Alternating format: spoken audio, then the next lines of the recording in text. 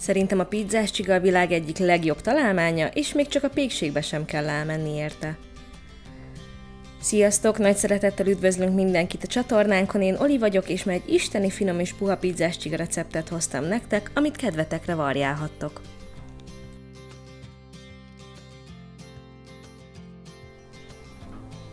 Első lépésként 2,5 deci langyos tejben felfuttatjuk az élesztőt, és természetesen, hogy aktiválódjon, adunk hozzá egy kis kanál cukrot is.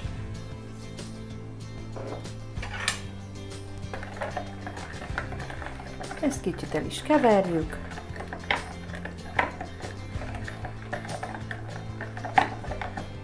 Így. És most mehet bele a 25 g friss élesztő.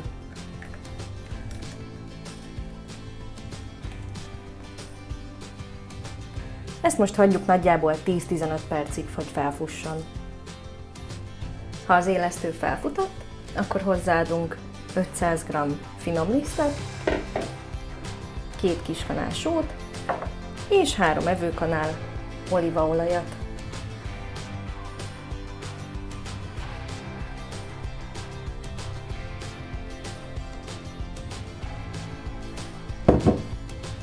Szépen elkezdjük összekeverni, és hogyha már a kanállal nem tudunk dolgozni, akkor majd átállunk kézzel gyúrni.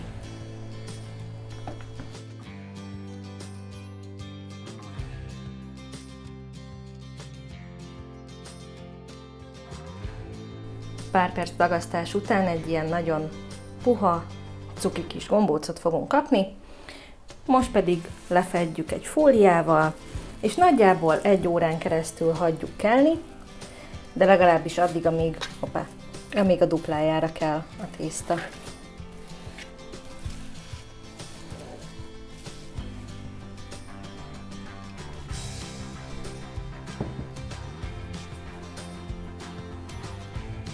A tésztánk szépen megkelt, most pedig kinyújtjuk nagyjából fél centi vastagra.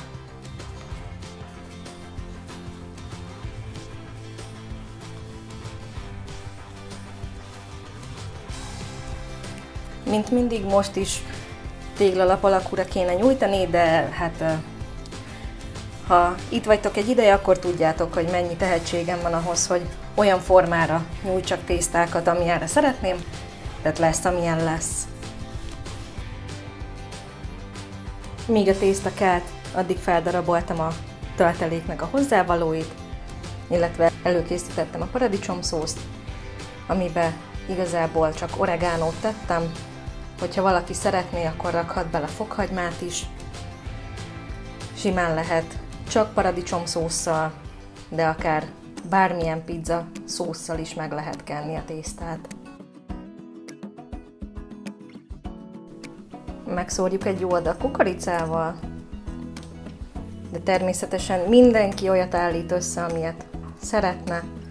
Ha valaki nem szeret ezt vagy azt, akkor kihagyhatja, rakhat bele, teljesen mindegy. A lényeg az, hogy a végén egy jó ízű pizzás csiga legyen.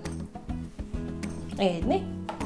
Hogyha megvoltunk a kukoricával, akkor jöhet a hús, ami nálam most csíkozott sonka, mert éppen ebből volt nagyobb mennyiség, illetve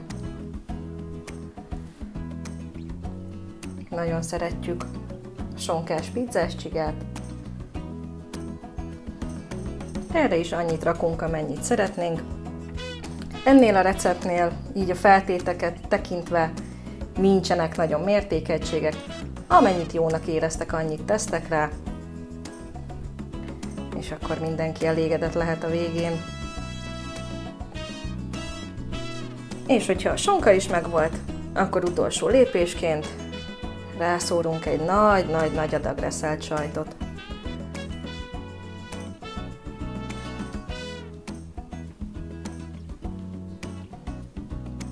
Én most éppen trapistát használok, azt hiszem, de nyugodtan lehet füstölt sajtot használni, azzal kifejezetten nagyon jó íze van, csak most ez nem volt itthon. Vagy edámit, gódát, értitek, kinek mi van otthon, azt raktok rá. szépen rászórjuk, és elkezdjük feltekerni. Mivel ezzel az oldalán a legkisebb a tészta, ezért innen kezdem el feltekerni. Nagyjából azért igyekszem szorosan, de ilyenkor mindig úgy érzem magam, mint egy ogre, aki virágot próbál szedni, tehát csak bénázok. Így, szép, és elkezdjük felvágni.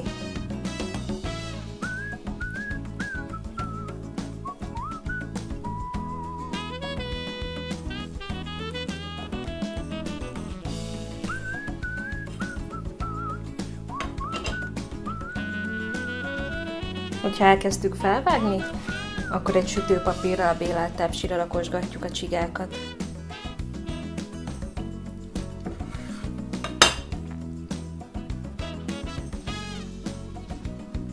Tizenkét normál csigát kaptunk, plusz a 2 végét, amik igaz, hogy kis nyominak néznek ki, de ne pazaroljunk, tehát azokat is ide tettem. Most letakarjuk, és nagyjából egy fél órán keresztül fogjuk keleszteni a tésztát itt a pulton.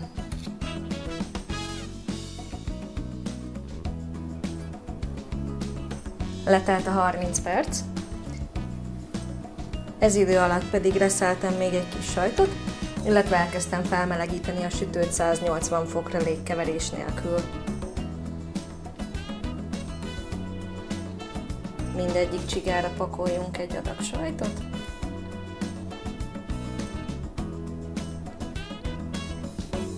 És hogyha felmelegedett a sütő, akkor mehetnek is be, nagyjából olyan 20 percre.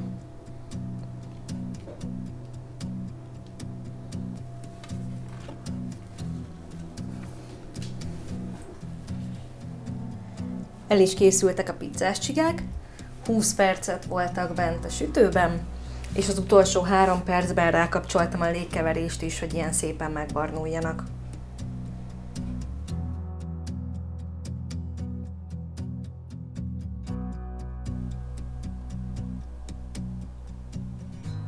Végre kihűltek a pizzás csigák, tehát jöhet a legjobb része, a kóstolás. Reméljük tetszett a recept, ha így volt, akkor készítsétek el ti is, osszátok meg a videót, kommenteljetek, és ne felejtsetek el feliratkozni. Jó sütést, jó étvágyat, és további szép napot kívánunk! Sziasztok!